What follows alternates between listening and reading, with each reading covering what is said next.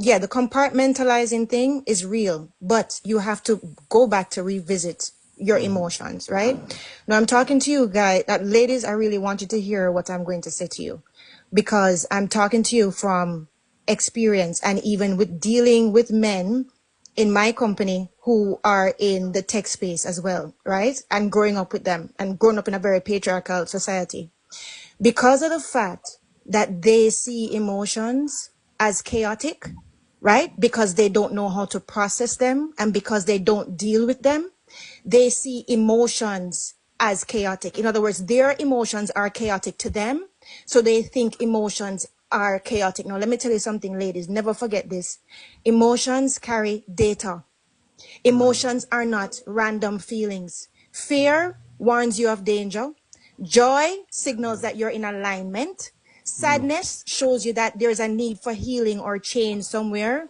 And anger highlights your boundaries have been crossed. Okay? So this is why us women CEOs are knocking them out the water. Because if you don't learn how to manage your own emotions and regulate yourself, you cannot manage the emotions of the people on your team. You cannot let them feel seen. You cannot make them feel heard.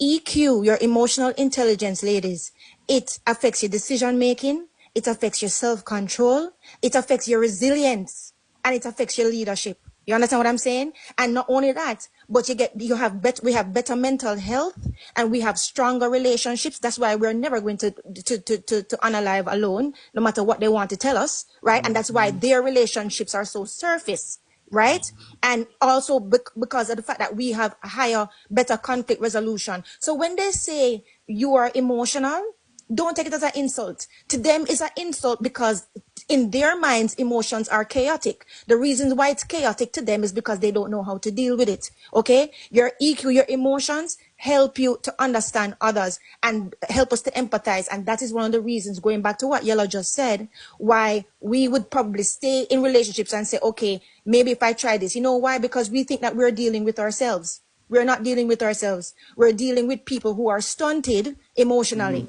You see what I mean? So that is why that is why they behave that way. So I don't want them to project their dysfunction onto us and we accept it and run with it. You see, like how before, back in the day, when they say, oh, you don't have a man, that used to be an insult. Now it's like, don't threaten me with a good time. Exactly. Whenever them tell you say, sorry, let me slow down. Whenever they tell you that, you are emotional, say, you know what? Yes, and I'm emotional intelligence because that is a form of intelligence, actually.